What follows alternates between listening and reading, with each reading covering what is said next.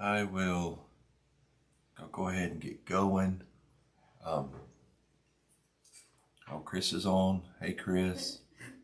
Good to see you and your pigs. Missed everybody. It was a couple weeks away, and it was much needed rest. And Kara and I had a great time, just not really doing anything. And it was exactly, I think, what I needed. I don't know. I can't speak for her. I hope she had fun too. But glad to be back. And yeah, Kara says on having fun. I guess it's maybe her travel companions, probably her downfall. But glad to be back. I know, Debbie, I heard nothing but great things about you kicking off our little talk series that we're doing on Thursday nights. I appreciate you getting us going, and we'll kind of keep tag teaming that. And I think there'll be some neat stuff that happens for folks. But glad everybody's here, and I hope my pig shirt doesn't offend you too bad, Chris Moser. Oh, you say you like it now or love it now. Okay, good. All right. So I'm gonna go ahead and get going. Before I get too distracted by trying to talk to everybody that is messaging and stuff. So let me get going. I wanted to talk again. I know I've discussed this so many times about how important it is for us as we grow in our discipleship and our spiritual growth, as well as equally as important in our recovery process to do this. I don't see how you separate this from another. They're both highly, it's a key. Without it, you can't really dig in and move on or move forward and grow. And that is the importance of confession or sharing with someone what's going on the inside, and what not only what maybe outwardly you've done that you need to apologize for or make amends for, or just have a conversation about, but so much of what goes on the inside, between our ears, what we're talking about on Thursday, the battle that rages in our minds, how important this is. And what brought it kind of back to my attention again as the importance of it is a conversation that I've been having recently with a friend that has kind of hit a bumpy spot, had some struggles in a lot of avenues of life. It kind of, I wouldn't say it maybe came all at once, but it definitely piled on once it got going. And my buddy struggled, and he's working through all of that now, and it's wonderful to see him. It's a pleasure to be a part of it and be a small piece in helping him navigate all of what's going on.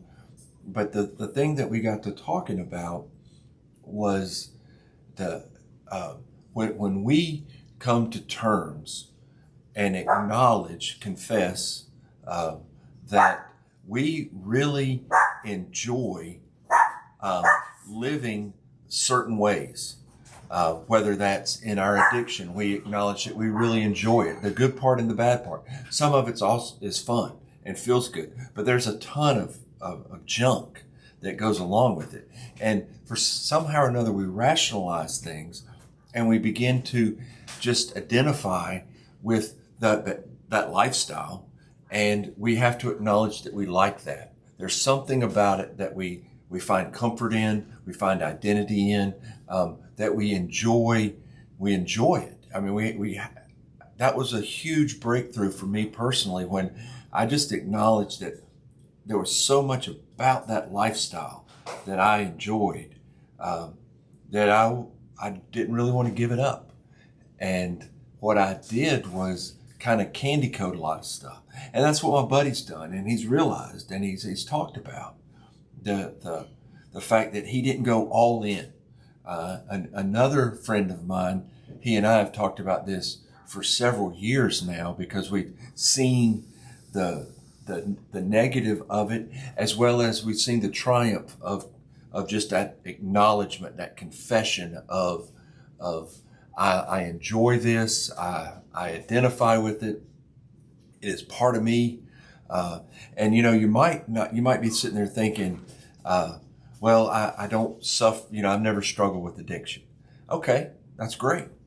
But what about that person that says, I act like this because I've always been like this. I got it from my mom, or I came by it honestly. That's one that you hear sometimes, because you're being a jerk just like your mom or your dad or your aunt or your cousin or your brother or whoever, and you're saying that I can't stop being like this, and I don't want to acknowledge that I find pleasure in being like this, and comfort in being like this, and security in being like this.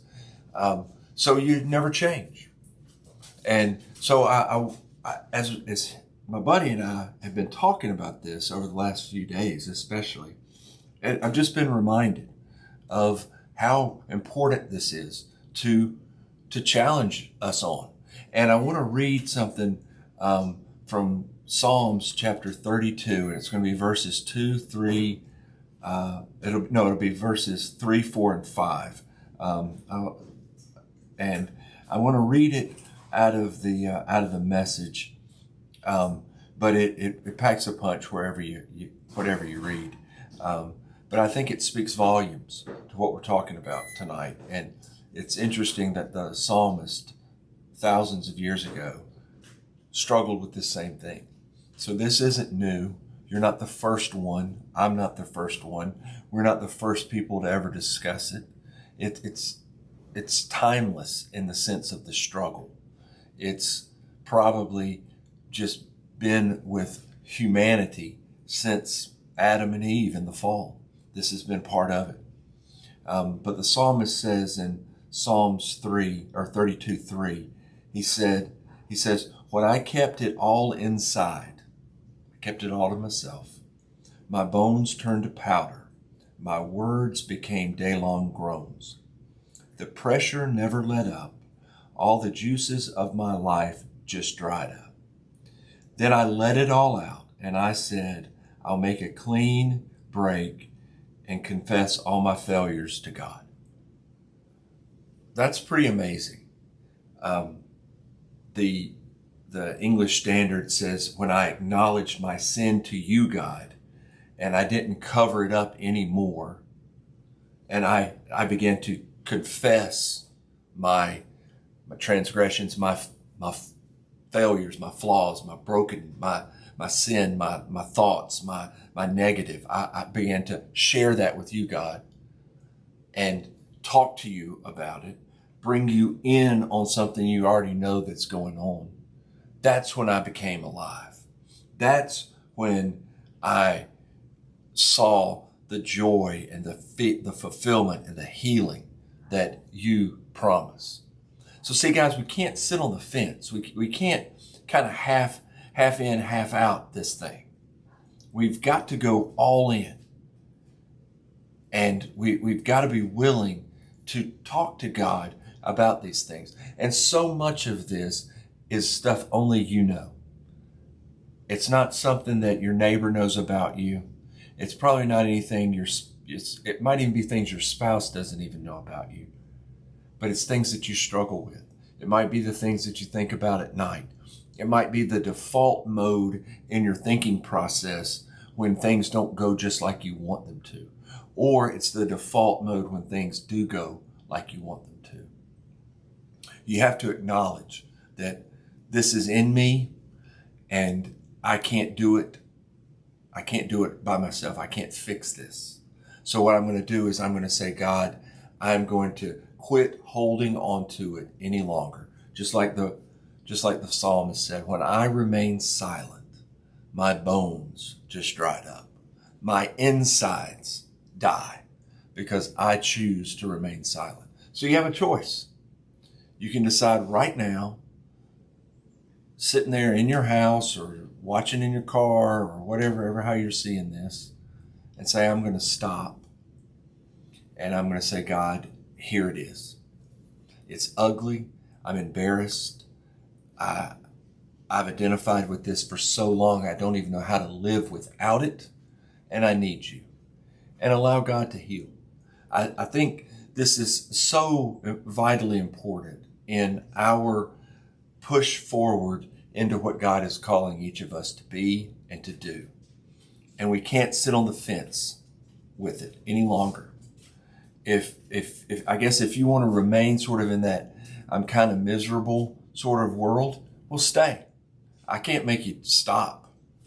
But if you're ready to jump all in, if you're ready for the, as another friend of mine says, the meat and potatoes of this growth and this sobriety and this development and this journey, if you're ready, confess it. Tell God, hey, here's the deal. And I promise you, he's with open arms and grace in his eyes, going to look at you and say that he loves you. And he wants nothing more than to take that from you and breathe into you so that you can be the man, the woman that God has called you to be. Free, growing, child, son, daughter of the Creator of the universe. So right now, let it go. Confess it. Share it. Stop holding on to it. It's not doing anybody any good. So give it a shot. What do you got to lose? See what God does. Hey, I love you guys. Have a great week. If you're close by, come hang out with us tomorrow, Thursday night at OC Recovery in Buchanan. If you're not, we'll probably post a video or something. My wife will probably put something together and throw it out there on the old interwebs, and you can kind of connect with us. But stay in touch. Text us, call us, message us, reach out. We're here for you. You're not alone. We love you. We're praying for you. Have a good one, guys. See you later.